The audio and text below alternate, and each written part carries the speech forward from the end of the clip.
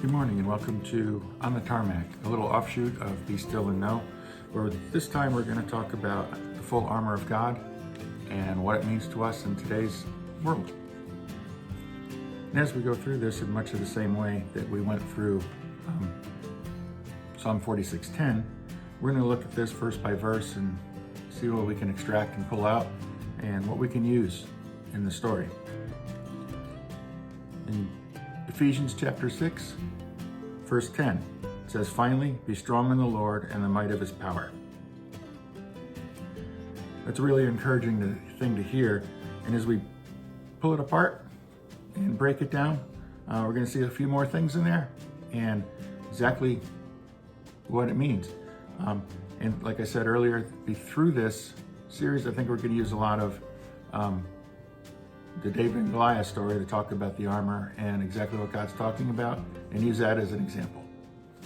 Okay. And we'll open up to 1 Samuel 17. And this chapter is all about the story of David and Goliath.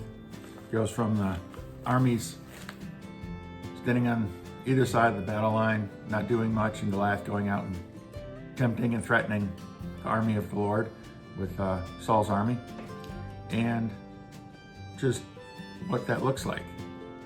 And then David shows up as a young kid and says, "I'll do the job that you guys don't want to do." And that's kind of where we're going to start looking at it. So, Ephesians 6:10, "Finally, be strong in the Lord and in the might of his power." And as we look at these words, we're going to pull them out of the Hebrew and into the English using the Strong's Concordance and see what we can bring out and what we can use. The word "finally" is translated as "from now on," meaning that we're going to stop doing it one way and we're going to move into the next, into a better way. Could be saying to your kids or your spouse even, from now on, we're going to have this much time at night without screen time. We're just going to sit and talk. Or from now on, I'm going to begin to exercise, where you are ending something, but starting something better. So we've gone from now on, be strong in the Lord. And be strong means to be endued with his strength, to be filled with his strength. So that's what we have. That's a promise we have all through the New Testament, that we have his strength. We have Christ within us. There's a hope of glory. There's just reference after reference. So, endued with his strength, that we have the strength that God has, that Jesus has. It's in us. And most of the time we just don't realize that. And this verse is starting to come alive a little more. From now on, be endued with his strength. Okay, so be endued with his strength. Who? Jesus, God, Holy Spirit, through them.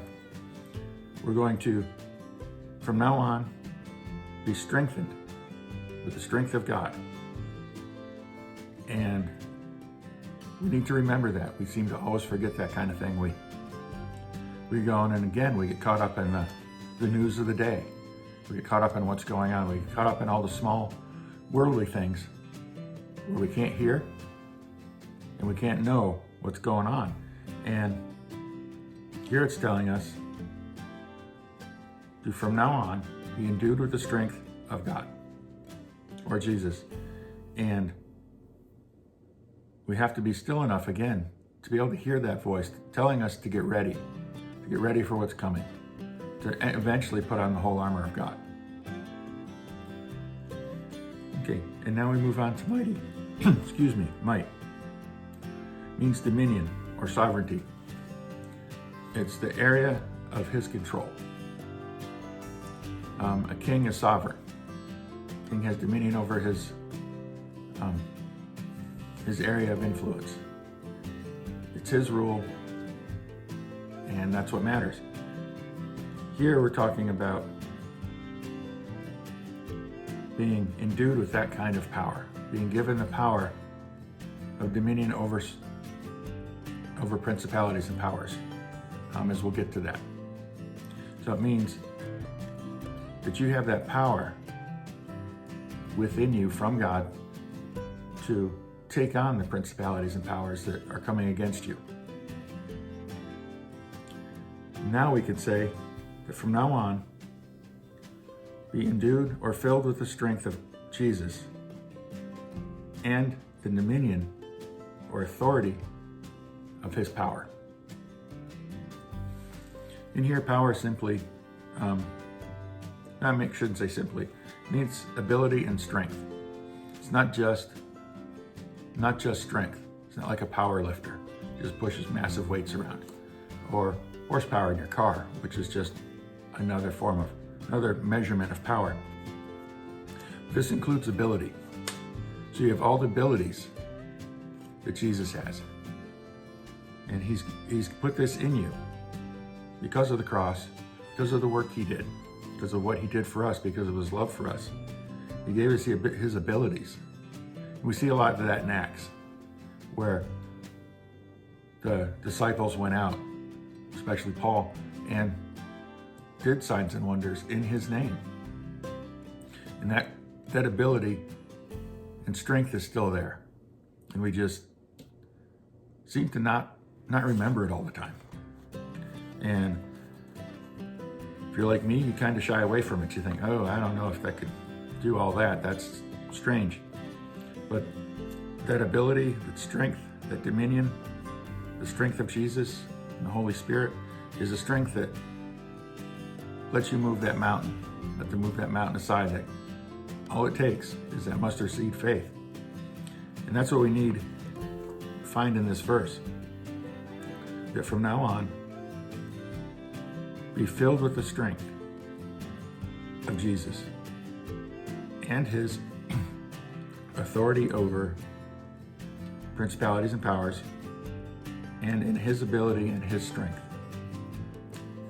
And that's a lot to take in. It kind of goes against the way we feel comfortable, but it is out of our comfort zone, and that's where we learn and grow, is outside of our comfort zone.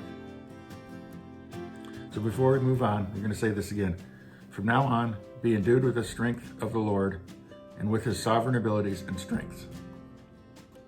And now we're going to kind of see this in action. We're going to look into 1 Samuel chapter 17. All right. So as in 1 Samuel chapter 17, as the army of Israel is facing the army of Gath, and Goliath is going down into the valley and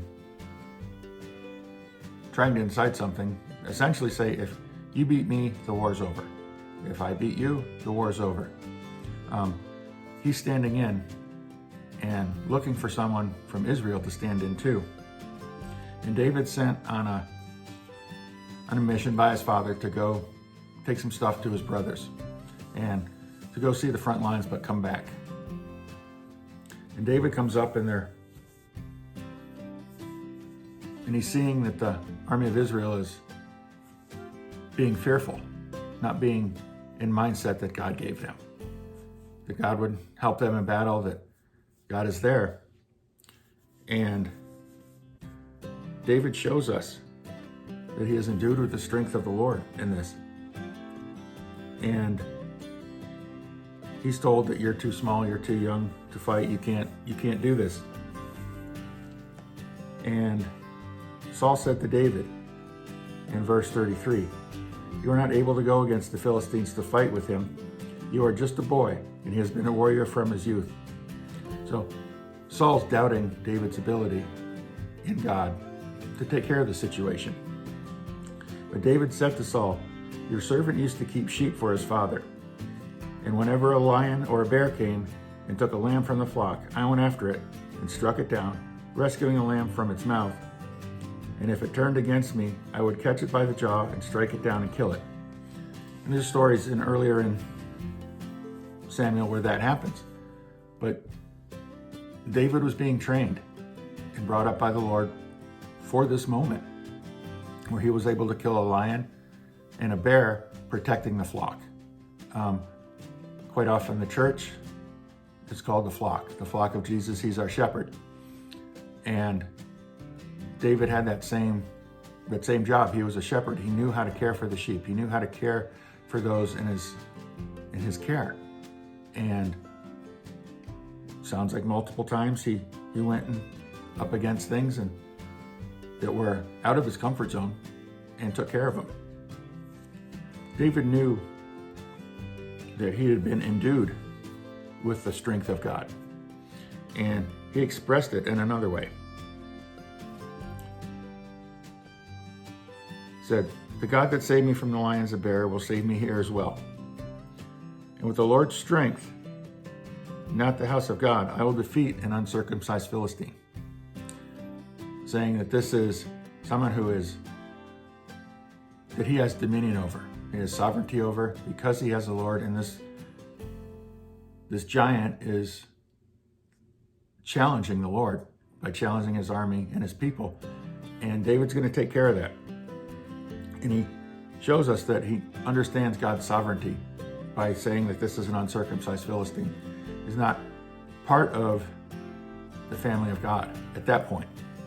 And he's coming up against them, and David knows that somebody, even if it's him, has to step up and see that power and that might. So, we're going to have people who doubt us when we step out. Saul doubted David when David said, "I can do this." And eventually, when David explained to him that, hey, God's prepared me for this. He's had me kill lions and bears. He's had me look over the flock. He's had me tend to things of his and given me the training that I need. And once Saul realized his error and his fear, or I should say the error in his fear, he accepted David and gave him the opportunity to go out and defend Israel. And so David really knew that finally be strong in the Lord and in the might of his power. He lived that. He lived that in the Old Testament times. And he knew that from now on, he'd be endued with the strength of the Lord and with the sovereign abilities and strength that God gave him. And thanks, we're going to cover this some more over the next couple of weeks. Actually, it's going to be quite a long journey as we go through each verse in this thing. And like I said, we're going to use David and Goliath for a lot of the reference. Share if you want to help get this word out. And we're going to be still and know. And we're going to know our strength in the Lord and just what it is that we can do with that. God bless and have a great day.